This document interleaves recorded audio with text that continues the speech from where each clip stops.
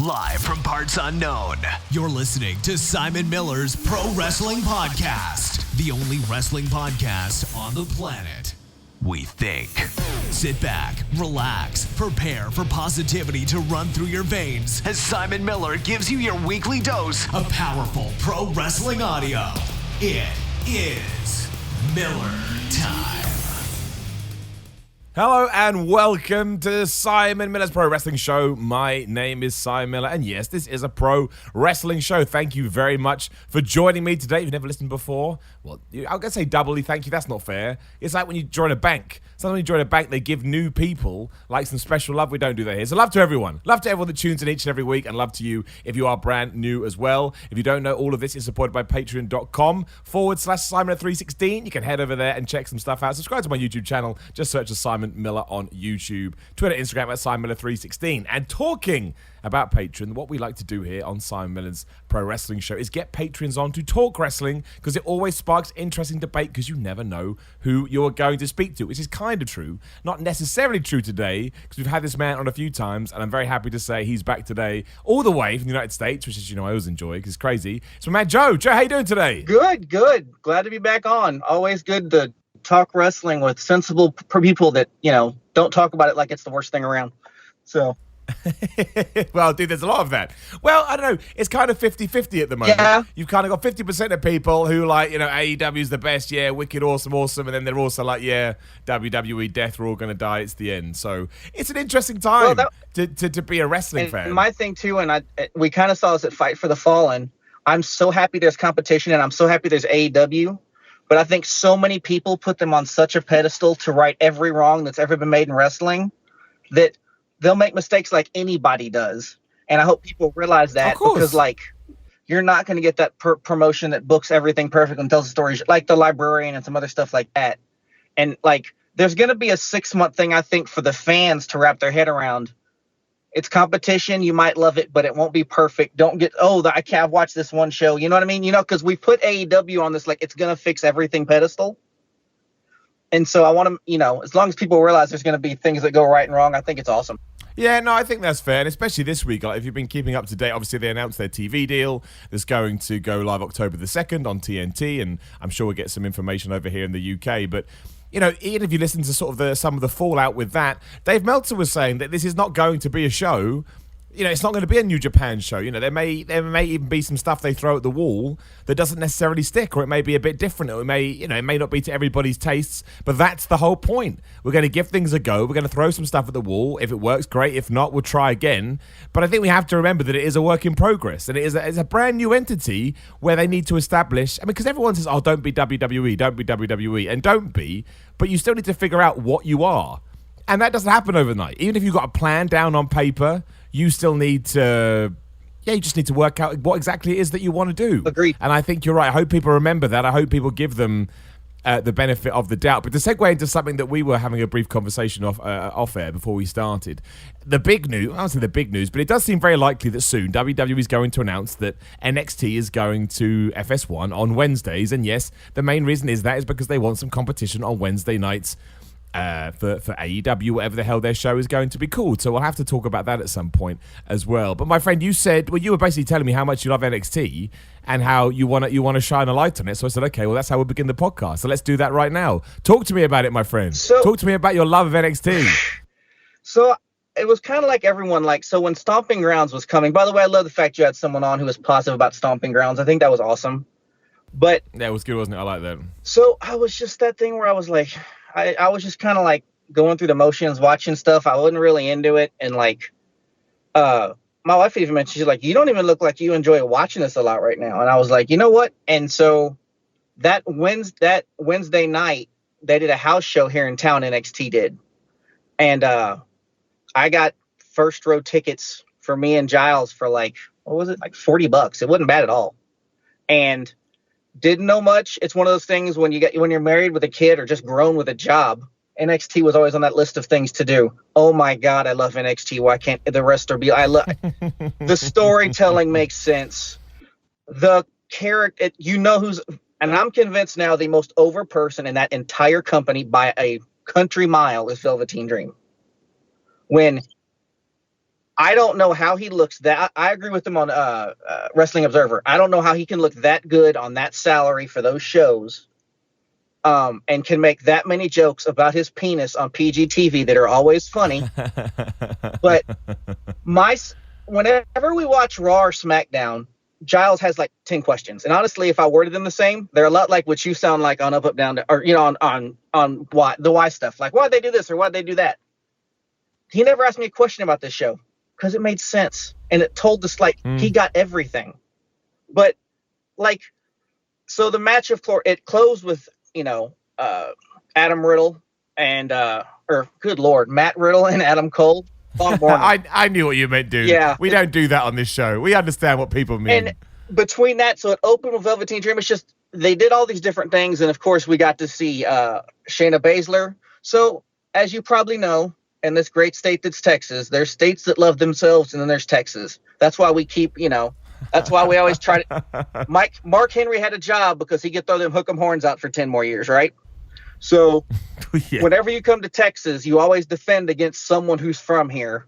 So, that girl who either she lost her name or got a new name, Jessie, went against Shayna Baszler. And I don't know why I love this so much, or I'm just used to heels that bore me. Shayna beats her, takes her down. Shayna walks all the way to the door, stops, turns her head around, drops the belt, goes back in the ring, and puts the girl to sleep.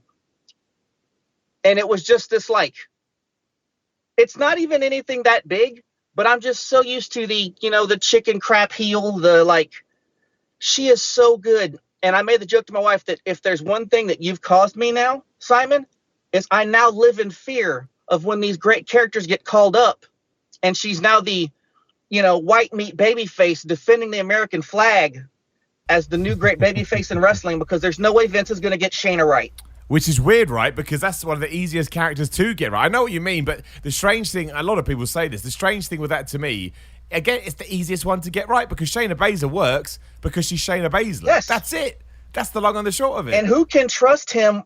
So Velveteen Dream is, 2/3 Prince, 1/3 Hogan. I trust Vince to get the Hogan part right. I guarantee you, I would love, if I could put myself in a room once in my life, it's going to be in the room when someone tries to tell Vince McMahon what Prince is. And but I'm kind of skipping around, but so Giles got so into that show. My son, when he walks in daycare now, every morning he's wearing an undisputed band on his arm, and he does the thumb to his head. He's convinced all his kids in daycare to say boom. But it just made sense. And then I started watching the programming, and like this whole thing with the Bebe Champion tour. Like, it told a story that didn't change, and I knew where it was going, and it made sense. And Adam Cole is the greatest covered bastard, but, delivered in a fun way I've ever seen, with like going there to the training center and telling them all to give up and go home and watch TV. But at the show, he did that whole thing where he's going to throw the shirt out and, he ends up not doing it or whatever. And everybody there was, the crowd there was so loud. I'm so used to, like, when I went to Hell in a Cell, yeah, it got loud every now and then. This show stayed loud. And that poor bald guy that they kept yelling Simon Miller at, or you're Simon Miller, you're a hack of Simon Miller. That's just so ridiculous. The guys next to me started doing it. And the best part was the next match I didn't get to watch much of, because the three of them were telling me the story they would use of you doing a heel turn coming to WWE and how they would book it. The most preposterous thing ever. That's all I would say. Amazing, but and this poor guy, clearly. Every time he landed a move, and I'm not talking about it. Don't get me wrong, it wasn't all of them, but a good 50 of them. Every time this man would do something, would scream Simon Miller something. So you have fans, and they're very loud in Texas. Well, that's very kind. I mean, that's even when people bring signs, I'm absolutely flattered. So for that to be a thing is even more ridiculous. So a shout out to anybody that did that. You're all very, very kind people. And again, you flatter me. The big thing too is also when you go to an NXT show, you don't have to tell me who the stars are. I know myself. Like it takes 7 seconds to watch these matches, the heels or the good guys, and I'm like, wow, we built stars that people want to cheer for. The other thing I thought was interesting is SmackDown came here like the week later. And they aired a SmackDown ad at the show, and they booed the crap out of it. And Really? So the NXT crowd, and what I thought was interesting was like they were talking about Ricochet, but they talked about him like you talk about a loved one after they pass away. And I was like, I would go, you do realize he's still on TV? Like, oh, no, he's not. And I'm like, they're like, no, once he leaves here, he's gone. Like, we're done with him. And I was like, it was my eye opener. There are some people who just are not going to watch anything but NXT.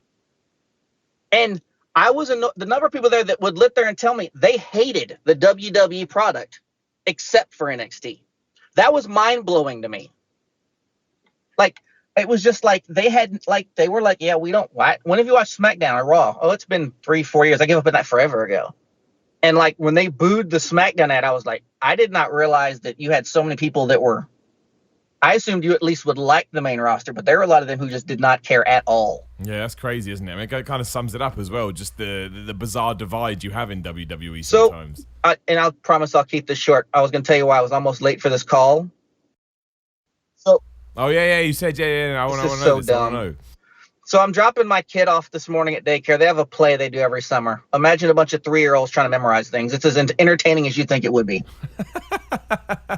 When you do this, they also do like the parent-teacher stuff. And so they bring me and my wife in the room about Giles, and they say, hey, we need to talk. And I'm like, okay, and they were talking about, okay, we need to talk about things he's been saying. And I'm like, what curse word did I say when I stepped on a Lego or something that he repeated? She pulls out this piece of paper and goes, we've had an issue, and when kids are practicing, he'll say these things. He would yell, what? Boring? CM Punk. Basically, every wrestling chant he's heard at these poor kids. So apparently all these kids were trying to say their lines, and Giles would scream, what? Every time they stopped talking. You've indoctrinated him Well, early, the reason man. I thought this was funny is so the teacher's mad, my wife is mad, and I'm dad and wrestling fan, so I'm half mad and half think this is the funniest thing I've ever heard in my entire life. I told her I knew what it was, and I would talk to him, but it's one of those things where people talk about, watch what your kids see and what they'll do. There you go. I had a kid screaming what at poor 3-year-olds as they tried to memorize lines for their summer play. So, well, the power of a WWE audience is not. But so that's that. And I just thought that was the weirdest story. And outside of you and the people who listen to this, I could have told that to every person I work with, and they'd been like, I have no idea what you're talking about. So that's why I wanted to say it here. Well, I appreciate it, man. I like it a lot, and I think it's great. Talking about this thing where we go a little edgier than PG, which I'm as happy about as everybody else. It is interesting to go through it when you've got a 3-year-old, 4-year-old sitting in your lap watching the show with you. I was going to ask you about that. How do you feel about Kofi Kingston flipping people off, or Corey Graves saying the S word? I mean, I'm sure he's heard it all, but still, there's a time and a place, right? It's one of those things where it's like, I'm so glad they're doing it for the product. I like you. I tell people all the time when they start screaming Attitude Era, I'm like, go back and watch your episodes, and they normally come back and go, ooh, and I'm like, yeah, you're right. I just told him so when Kofi did that, I'm like, so we know not to do that to kids, right? And he's like, yeah, he's big into Shayna Baszler now. And every time we watch NXT, if she does he'll just jump up off the couch and start screaming night night whenever she puts that clutch on somebody. But he's a huge, I could send you tape of him and the way he watches this show. And sometimes it's more funnier to me than the show. He was into Baron Corbin for a while, and he started telling people he was San Antonio's favorite son. It's hysterical. But and I had to explain to people why my son was a fan of the guy that looked like a TGI Fridays waiter, but that's a point for another time.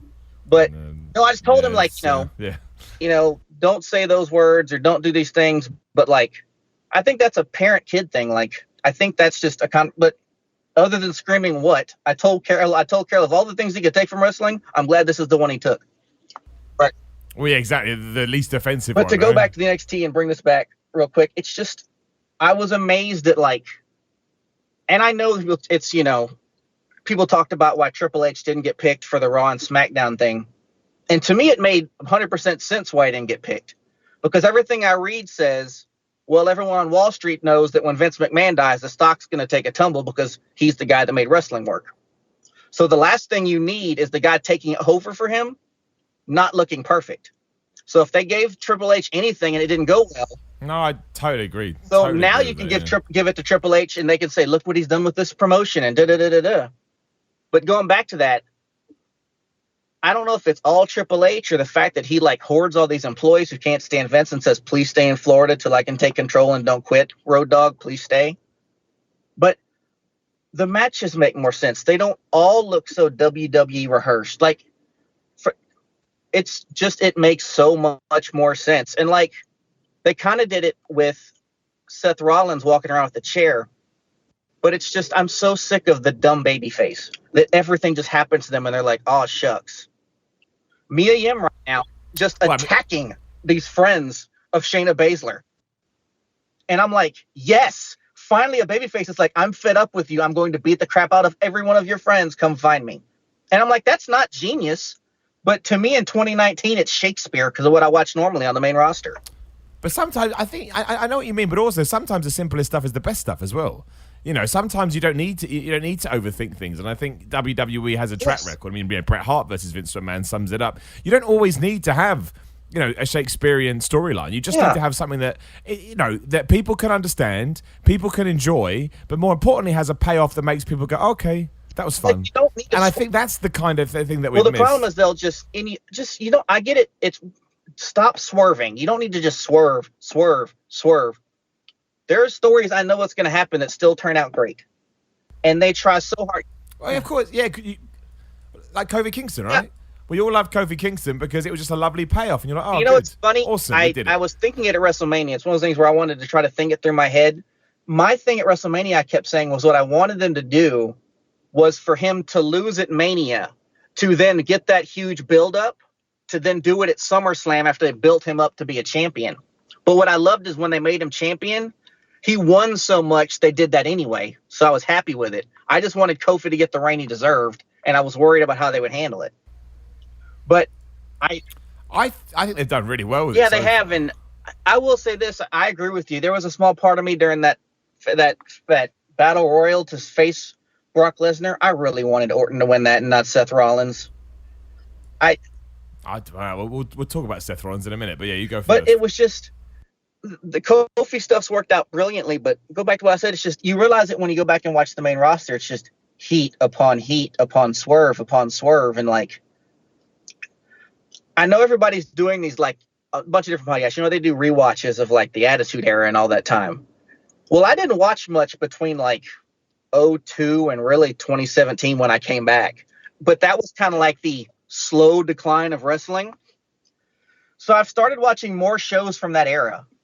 And it's like, I understand now everybody feels so in love with CM Punk, because it seems like after Attitude Era, he was like that, like, match in kerosene they needed.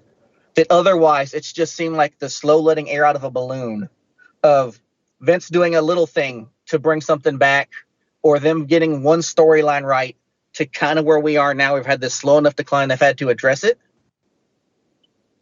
But sorry, there was my other tirade. But I just, to the Seth Rollins thing, don't you think there's something to be said for, you know, when they said don't get any on you? Like, if something's going bad enough, the best thing you can do is stay far away from it so it doesn't get on you. Where are you on the Seth Rollins run right now? Well, we'll call it his new character, for lack of a better term. I don't understand it at all. Like, he comes across like a Becky Lynch wannabe. I don't think that's his. I don't think that's his call. Well, I think that's what someone's telling him to do. But no, I don't. I thought everything he did on Raw was difficult to watch, like really difficult to watch. Well, the second he said took his ball and went home, I'm like, so he's talking with Vince. But oh yeah, I've no idea that he's a conduit for Vince McMahon. I'm all right with that, man. If that's what he's being told to do is his job, but it's not helping him as a babyface at all. Yeah, and you know, it's like, you know, Twitter game is not sexually transmitted apparently, and it's one of those where, like, John Cena and Roman Reigns, after Roman Reigns got out of his, like, I'm mad everyone calls me John Cena bit he did for a while, they always sound, they're pro WWE without ever just, like, they never told somebody how much money's in your bank account. Like, I get, like, I'm with everybody. That run last year when they should have put the belt on Seth last year when he was, like, hot as a bottle rocket in July. Now he just seems like an upper mid-card guy. And yeah, he does. I would totally and agree he's with completely, him and Becky, it might be sleepless in Seattle when they're at home, but man, on screen together, they are awful. Oh yeah, that doesn't work. It does. I don't think it's ever going to work, just because I don't think it's anything that anybody really wanted to see that much. And we were, when it came out that they were dating, people were like, okay, that's interesting.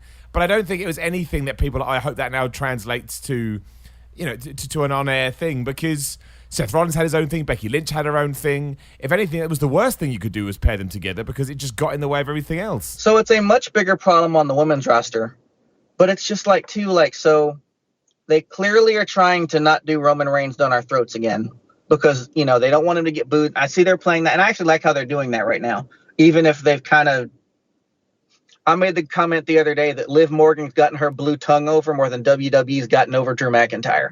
But well, it's not completely untrue. But my thing is, if they don't make Seth the guy and they don't bring Brock in from his extended sabbatical, they've not made enough stars where there's so many, they've beaten Finn Balor to a drum.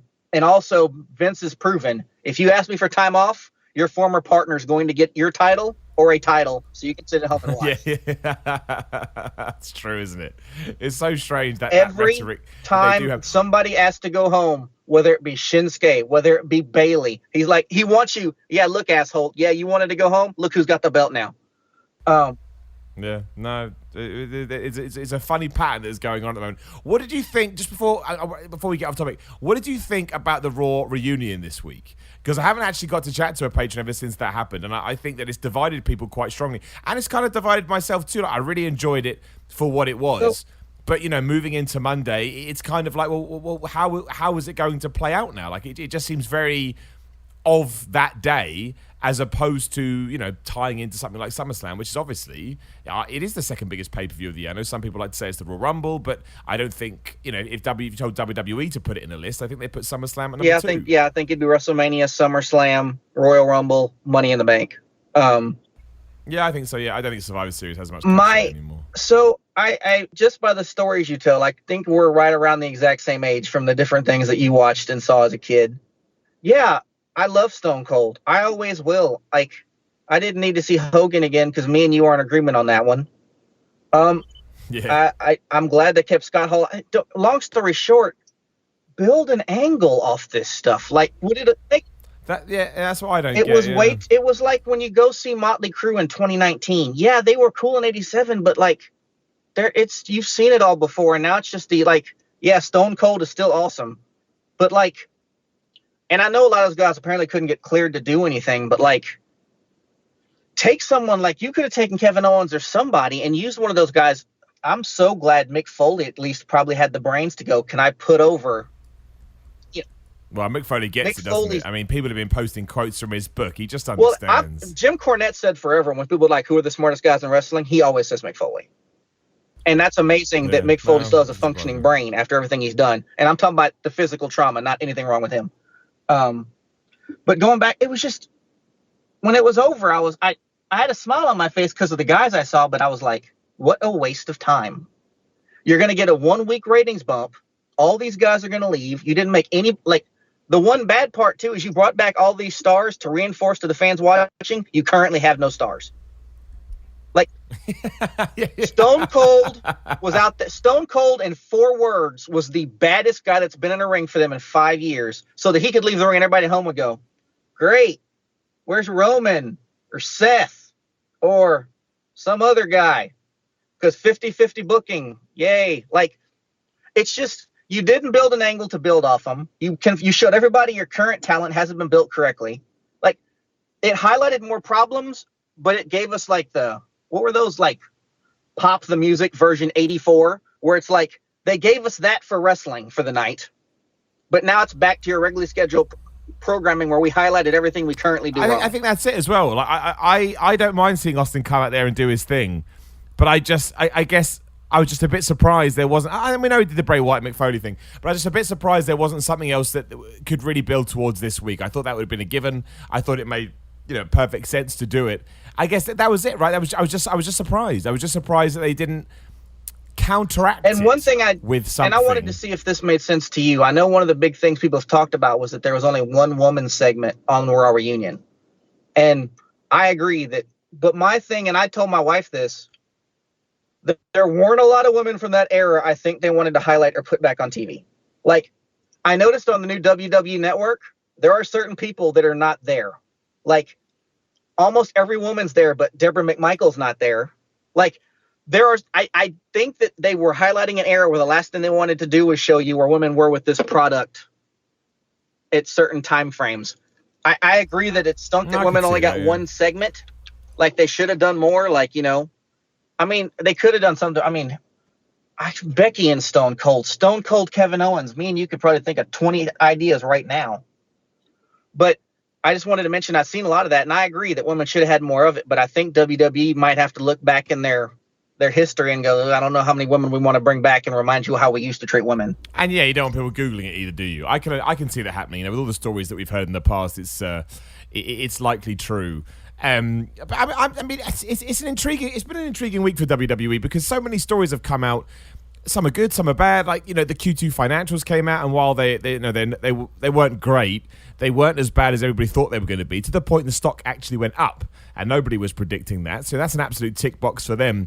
But of course, the one that really fascinated me was I thought Smackdown was a really, really well put together, entertaining show. And as it turned out, Vince rewrote that wasn't the show we were meant to get. Yeah, Vince walked in the door at 4 p.m., read it, went nope, and he redid the whole thing. And look, I don't know what the original show was. Yeah, there's every chance that I would have preferred it, but I can only judge what I got. I thought it was great. And that's an interesting, conclusion to come to. I know how because it kind of takes all the criticism that Vince has been getting, and you go, well, actually, it worked this time. So you make a joke all the time. You'll like make a football joke, and you're like, I promise I won't do that again. Americans, don't turn this off. Well, for me, it's like with baseball. It's like a closer who's gotten old, but he's still got one pitch that can get somebody out. Like, he can't throw hard anymore. His curveball's gone, but he's still got like one pitch he can throw that's going to work. That's Vince. Yeah. Vince has got a million things right now that he doesn't remember how to do. But I could tell something happened when suddenly Sean wasn't on commentary. Like, there's just so many things there. I was like, this stuff's really good. But it didn't feel like Heyman, and it didn't feel like Bischoff. And it just showed, yes, Vince can get one right. I'm with you. That was a really entertaining show. It's just one of those two, but you also know 9 times out of 10 when he does this, it's not this. Well, that's the thing, yeah. I mean, we've seen absolute abominations of shows that have suffered because of this. But again, it just surprised me. It just felt like such a well put together episode that I couldn't believe to hear that actually, no. This was changed at the last minute. I can't believe we should have spent this entire hour talking about how awesome the wild card rule is and why it's so amazing. I don't know what that is. I don't know what that is anymore, Joe. I've never heard of the wild card rule. It's so awful. And like I agree with you on last week's SmackDown when like Liv Morgan made an appearance and you know WWE's best kept secret, and we basically got all these guys out of the witness protection program. And my wife's like, who are these people? I'm like, you wouldn't know because they're not Roman Reigns, who does all of his appearances on Raw as a SmackDown superstar and everything else. And I'm like, and so I'm really hoping if we can get one thing out of Fox, Fox has a very quick trigger. Fox cancels an awful lot of things anybody else wouldn't. I'm pretty sure Fox is going to say, you're going to give us Brock and Ronda, but by the by, yeah, NBC doesn't get all our stuff. Our toys are our toys. So whether he wants one or not, I do think there'll be a brand split. But I think that's awesome for, like, you know, remembering that we have a mid-card. Or the biggest problem they've got right now, and I kind of thought this coming out of WrestleMania, but you don't want to say that when things are so positive. When Ronda left, there were 2 women anybody cared about. Becky, and it was Becky and Flair. And the problem with that was they can't fight each other forever. So when you split them up, what do?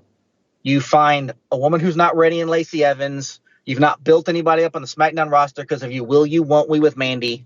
They are in this hole with women's division where hopefully the stuff that they're doing with Liv Morgan works. I saw her at a house show recently in Jacksonville where she wrestled in all black. It was like a mixed tag thing, but it was different. And they need to build someone up because right now, like,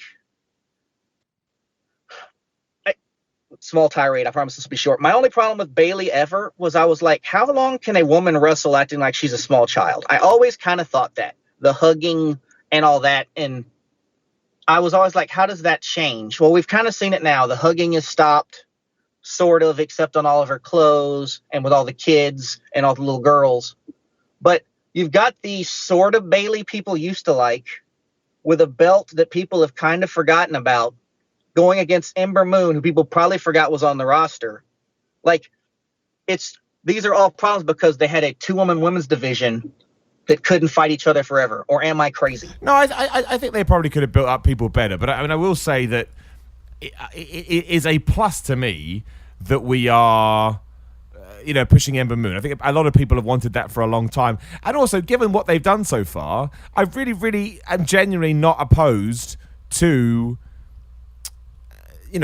Charlotte versus what's her name? Becky versus Natalia. Like, I'm really, really, really not opposed to that. I don't know why. I know it's not the freshest thing in the world, but it feels like something I can get behind, and it feels like some of the stories they've been telling. With the orange-haired I can think to mop? myself, okay, that could be true. You're okay with the orange-haired mop? I just think they'll have a good match. I think the fact that they're in Canada means Becky can play heel, which I think will be fun, and I think that. Back when the man was really good, when the man had teeth and the man went after somebody and the man did not care and she didn't scream, "Hey, Boston, I love it here." Yes, I completely agree with you. I cannot wait. Yeah, I think that could be one of these moments where, you never know, right? Because I think Becky Lynch is so, I'm sure it could be one of those things where you get two people that just get cheered out the building. But I think there is something in this match where Becky Lynch could get some of her edge back. And that, to me, it is a good thing. I also think on paper, I'm just not against it. That's the thing. I keep thinking about it. I'm not against this at all. In fact, I think it could be quite entertaining and quite fun. Or at least I hope so. That's what I hope. I kind of got this in your. I kind of got this one up in your ups and downs. So we're going back to Seth Rollins because Brock is the in case of emergency, please break glass for Vince. Would you have put the belt? Would you have kept Rollins in this feud, or would you have gone somewhere different? Because I've got to think different. Like this, it's not fair to say this, and I'm not even sure if it's true. This is 1995 Diesel, and what I mean for the fact is, it's got nothing to do, I think, with Seth. It's the era. It's everything that's going on around him. It's the fact that he's not said the best stuff. But Seth is almost that like. He is the picture on a version of WWE that we would look back on in 20 years and not talk about fondly. That sucks for him, and it's not all his fault by any means. But some of that you just need to change, in my opinion. I think the current version of Seth Rollins is not the best version of Seth Rollins. That would be my... like I say, I don't really understand what our goal with Seth Rollins is at the moment. Who's he meant to be? Like you say, there was a time a year ago where I think we did have a good idea who Seth Rollins was, and I think a lot of us were exciting about what was next. Particularly, once the Shield thing came back, we've got to ask what you think about that. It did get a lot of people excited. It's just, now that we have gone back to the well with Brock Lesnar and Seth, it seems like someone has said, well, we've got to do something different. And people have gone, what? I said, well, we can make Seth a little bit more... I don't even know what the right word... John Cena, I guess, would be the only way I could put it. He's a bit goofy, a bit silly. I don't ever want to see anybody, really, unless you can... Well, that's not fair. If you can make it work, you can make it work. But when you're fighting Brock Lesnar, I kind of want you to be a bit, not scared, but a bit serious. Because Brock Lesnar, right? And that's how he's been presented to us for ages. And I just don't... I think going the opposite way to that didn't work. I just don't. I think that something I've been thinking about recently, and I thought I was going to mention this to you, because I know we're both agreed that the fact that currently there's all shapes and sizes in wrestling, and that's all great. We needed inclusion more than anything else. But I was watching the other day. No, it was when I was at the NXT show, and people were just ripping Mandy Rose to shreds. And I was thinking about it. This is an exaggeration, but I'm just trying to make a point. The most uncool thing to be in wrestling right now, if you're a male, is 6'5" with muscle or a blonde girl that's attractive. Because you're always going to get slammed as being the Vince McMahon prototype or whatever. But we always want the underdog. We always want the one that looks different or acts slightly different. But we're kind of in this era of wrestling, sports entertainment, whatever you want to call it, where I'm like, if Mandy Rose dyed her hair and changed her clothes, I'm convinced the reaction would be completely different. But because she is the Vince McMahon quote-unquote prototype, it's uncool right now to be what a lot of us, if Ultimate Warrior came out now or something like that. It's just our perceptions have changed so much. That's just something I've been thinking about lately. I think it all depends how they're presented. I think that's the key. Is how do you present this person? How do you present this person to me? I would argue maybe the problem with Mandy Rose is that she's being treated too similar to what we know from the past, right? Because again, straight away you're like, well, I feel like I feel like I've seen this before, and then you do start falling into this is just the same, Vince McMahon doing the same. She seems like I saw that thing the other day. She's now started like a skincare line, and I was like, she put up that story. She released that story the other day and said, "Hey, people need to realize WWE is not forever." I'm thinking about my whole life, and the only thing I thought about was like remember when Sergeant Slaughter left the WWE the first time? He left because McMahon said, "I want your G.I. Joe money," and Slaughter said no, and they didn't talk for years. Normally, when you do something under Vince's roof, Vince gets a piece. And with Mandy Rose, I get a joke, made a piece. But what I meant was, I'm shocked that, normally when you make money, they're part of it. So I guess this has found a way to not do that. Happy for her. But it was nice to hear somebody talk about it as saying, I'm not going to wrestle forever. Sorry, Mandy Rose tirade. Now we're back. No, it's true. It's really smart when people do that. And she's right. She's not wrong. I think she's not at the peak of her career by any stretch of the imagination, but I would presume that eventually that is going to happen. I think she'll get a good run, and I actually think she could be okay.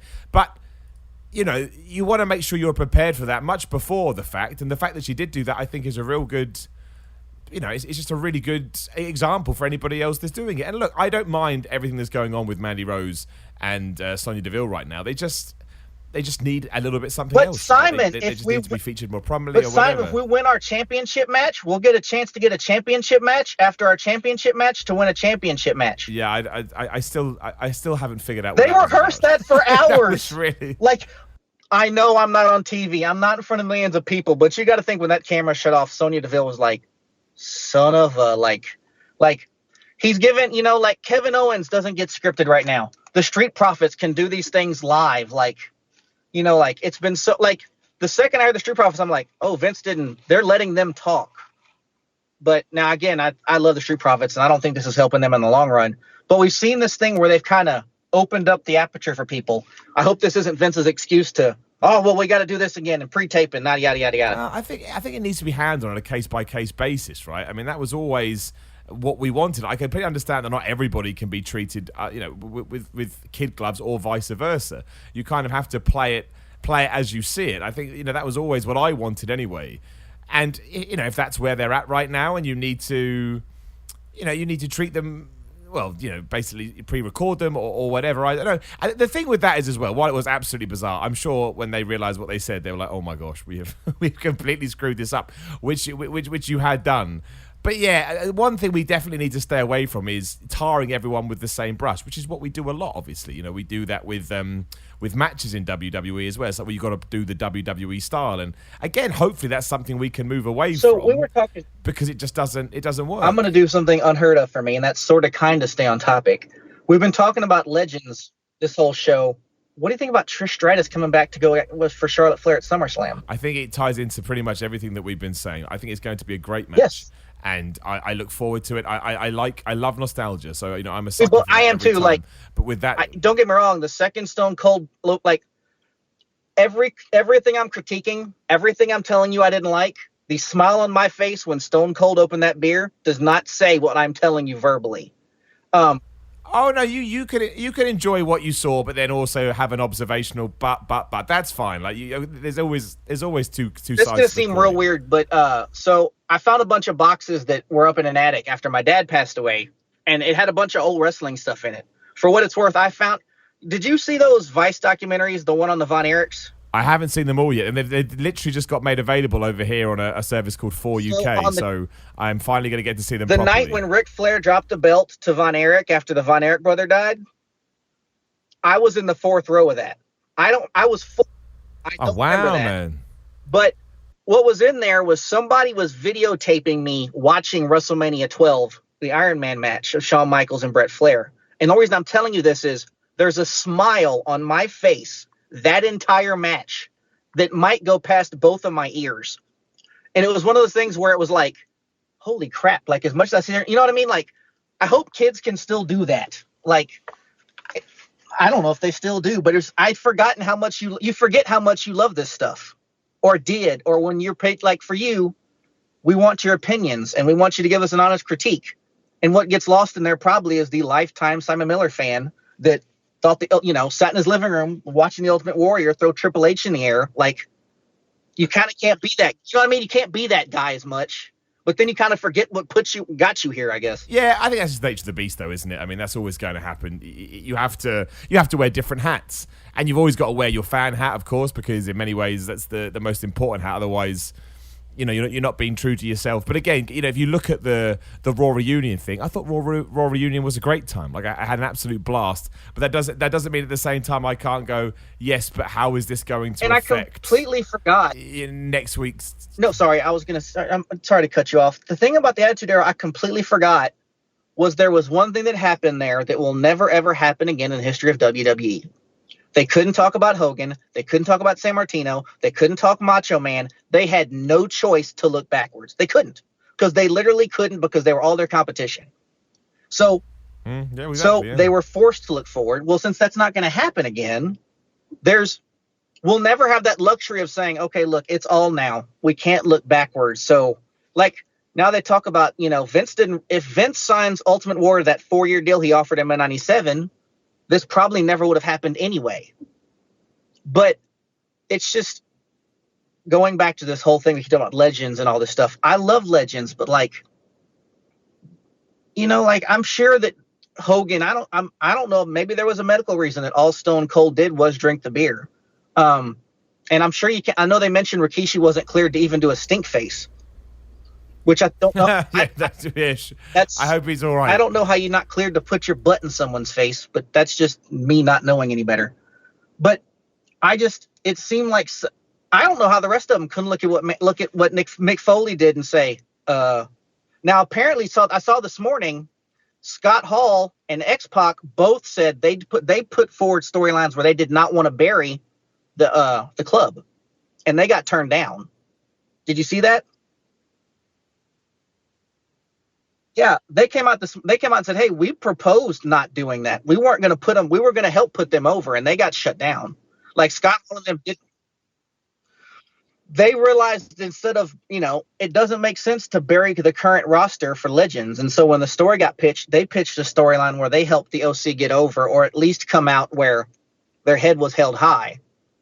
They were forced to do a storyline where they did what they did, and the club had to walk off like they did. But like, even they knew that, you know, they don't need to bury the current talent. We don't need to do what we did the Revival at Raw 25. Like, I thought that was interesting because, like, you know, as much I love the Heyman stuff and I love the Bischoff stuff, but like everybody said, you know, it's Vince's baby, and if Vince decided that that's what was going to happen, that's what he was going to do.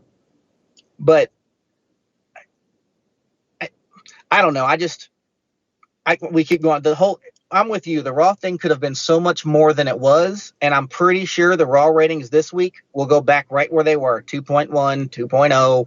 Like, I'd be shocked if there was any consistent bump from that show last week, because, you know, the Legend show is over.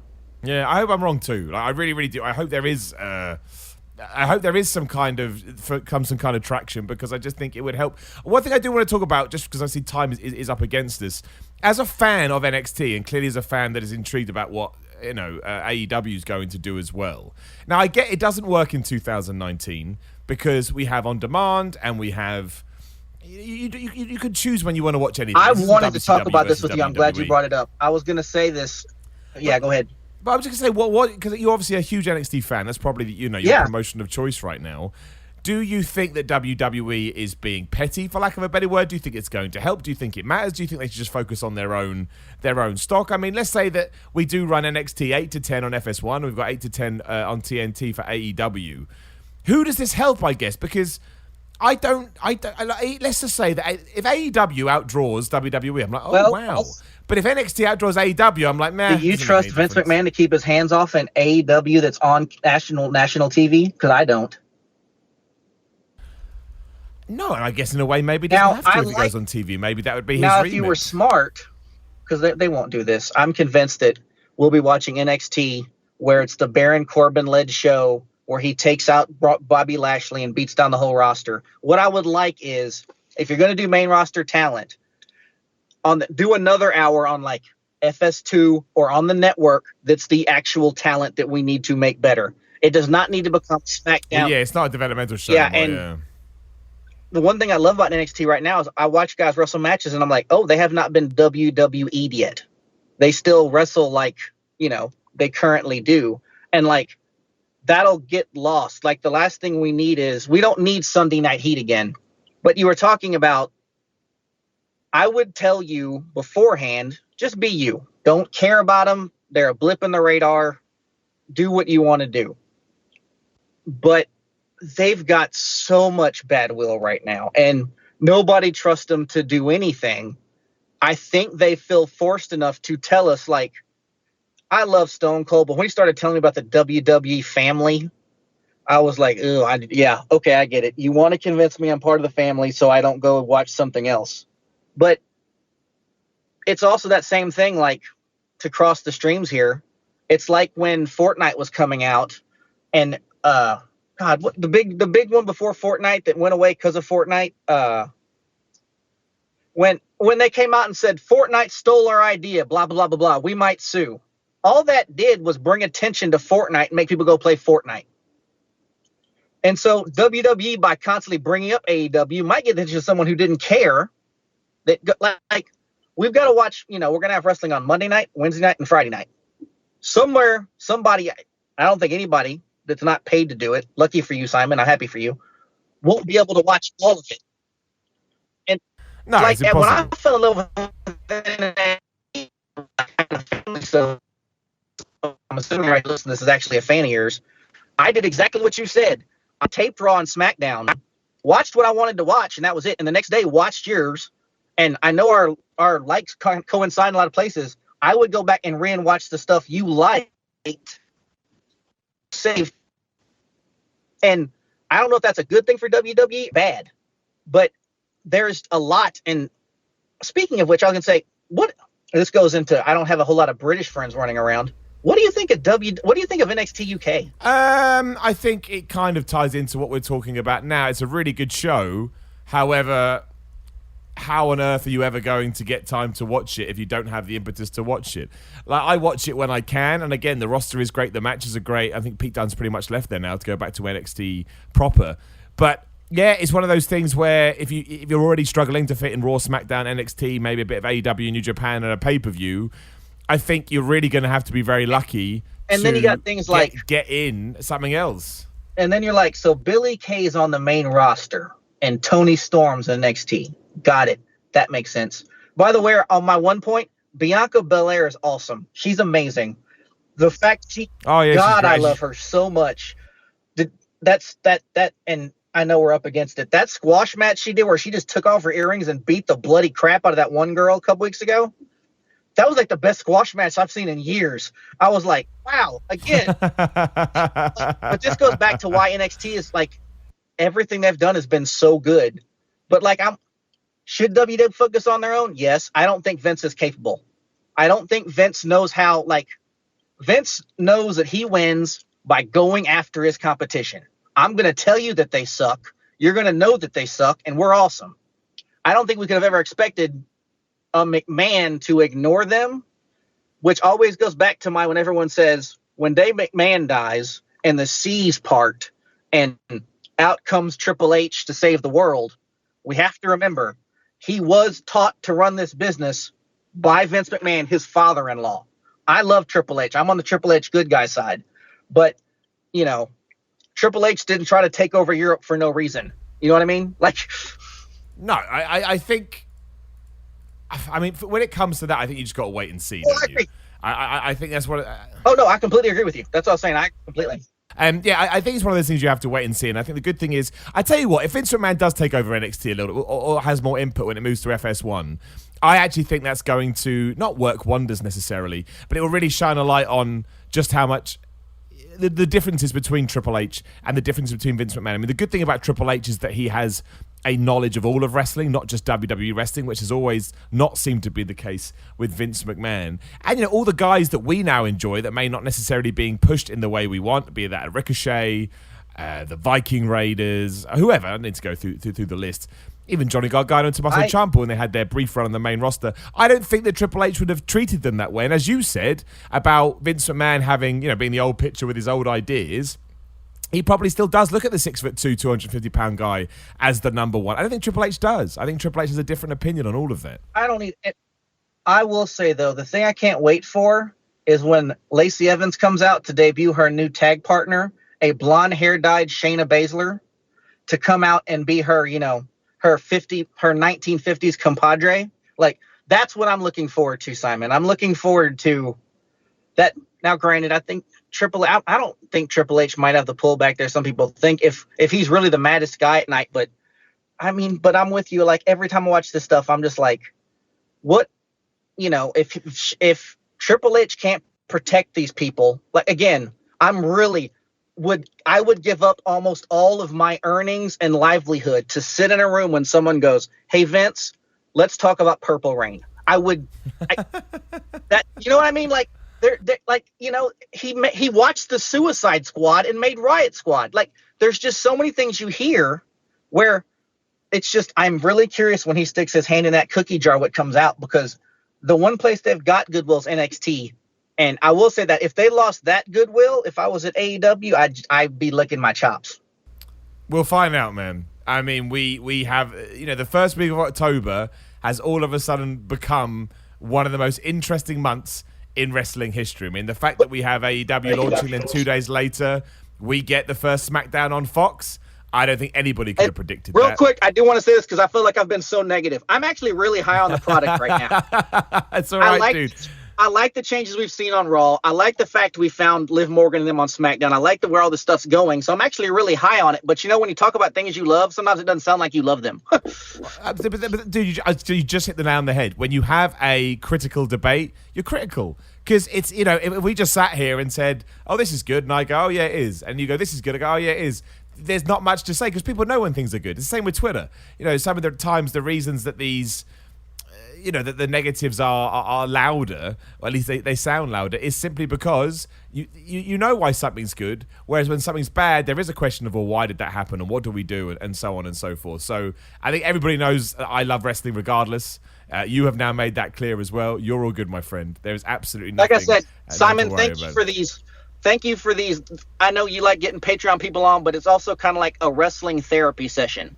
Like You're very welcome, man. It's a fresh breath, and so thank you very much for having me on to do this kind of stuff. Like I said, it's dude, it's a pleasure, man. We've had you on a few times, and as always, you're outspoken. You know your mind, and you have your opinions, and that's all I can ever ask. So no, dude, thank you, man. It's that's why I love it. That's why I love people coming on. I know there's always the naysayers who are like, "Oh, I don't know this person." Like, yeah, but you get to know them, and also you get amazing wrestling opinion. Like the first time you listen to any podcast, you don't know the people. What would you or your listeners do if you didn't know what a 3-year-old did at daycare based on his love of wrestling? Dude, it's important though, man, because people forget that. I don't know how y'all could live without that kind of information. I'm here to bring you that.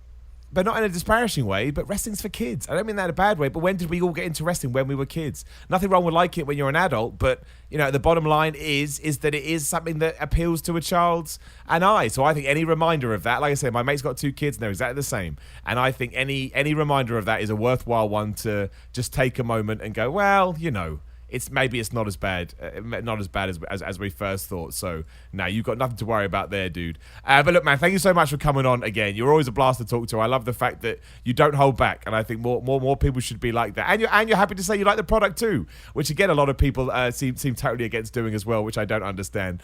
We'll definitely get you back on again soon. What are you looking forward to, man? What's next? What's next coming up in the wrestling world that's really got you pumped? Let's finish with that. Let's finish on a positive. I am anxiously awaiting the future of Shayna Baszler. It's got to be the main roster. I wonder where that belt goes. I wonder about Undisputed Era. Undisputed Era. Well. Are they going to come together? Are they coming separate? Is he going to be smart and book them to come in there and try to burn the place down like they should? Or Paul Heyman, and I am really curious to see Eric Bischoff get more engaged, because what WCW got wrong, they also got stuff right.